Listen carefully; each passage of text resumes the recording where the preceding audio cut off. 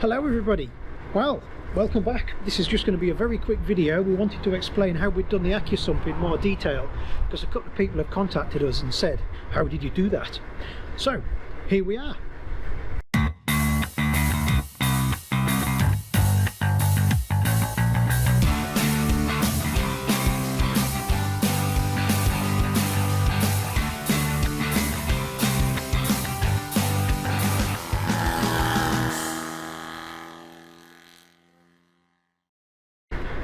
Well, we hope firstly that you like our new camera gear and our new sound gear. Yes, we finally upgraded. We're now running GoPro Hero 7.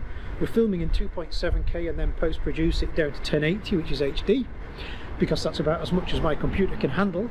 And for sound, we know our sound's always been an issue. We've been using lapel mics and the Viho movie cameras, MUVI, and they're not so great, so we went for the best we could, and we are using a Rode Videomic Pro, which is their powered version. The only problem we've found is that with the GoPro audio adapter, they don't work together. You've got to wiggle the sockets and it doesn't work. So actually I took extreme measures here. I got so sick of it, having spent a lot of money on the GoPro, on the mic adapter and on the Rode. I actually chopped the connector off the Rode and put on another one that we've done. So I soldered all that up, and since then it's been spot on. So we really hope you like the new sound. Right, Accusumps.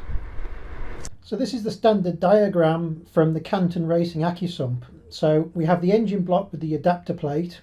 That goes to the remote filter as normal, to the oil cooler, and this is where it gets interesting. We have a check valve, a one-way valve here, just before the main T. And the check valve prevents oil going back towards the cooler. It can only go out. Off the T we have the Accusump, and that is plumbed in via the on-off tap that we have here. And then we simply have the standard return line back to the engine. That's it. Let's see how we've actually done that on the car.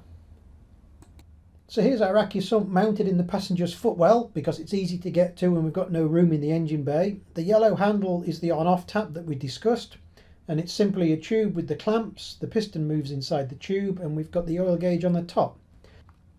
You might see here we made some neat little brackets to be able to mount it to the tunnel. So ages ago we made an oil takeoff so we can remote mount the filter, and here's our oil filter that's mounted on the front right of the car. So we have the normal line from the engine to the oil filter, and then from the oil filter to the oil cooler, which is in the left hand wheel well, and then we have a line from the oil cooler, and that's where our T goes. This is our line from the oil cooler. It comes down here. There's the check valve, you can see that, the brass part there, and just after that is the T, which is black. It's very difficult to see. We have an oil pressure gauge just before the check valve and also just after the check valve, so we know what both systems are doing. And then we have the line off the other side of this T, and that runs down back to the engine.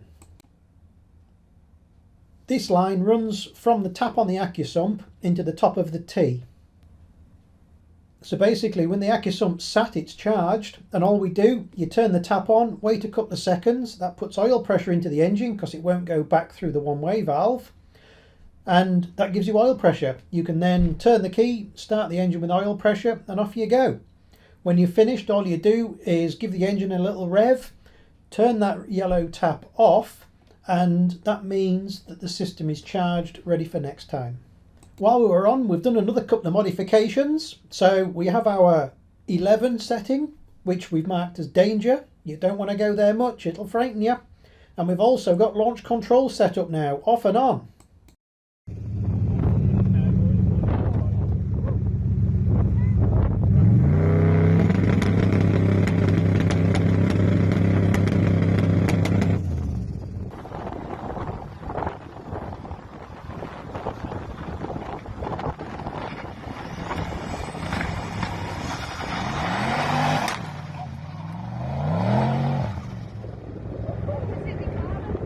So there you are, simple as you like, dead easy to install.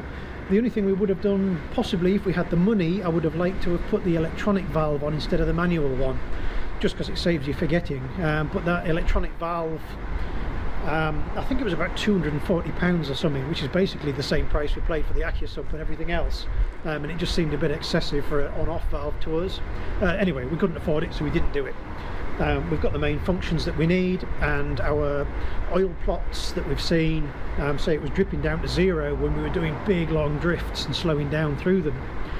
It doesn't really go below 40 psi now, so that's sorted it, and I think we've done 4 or 5 drift days now, and we've had no oil pressure issues, and we've still got the same set of big ends in, so I think we're sorted on that front. That's it. Join us soon.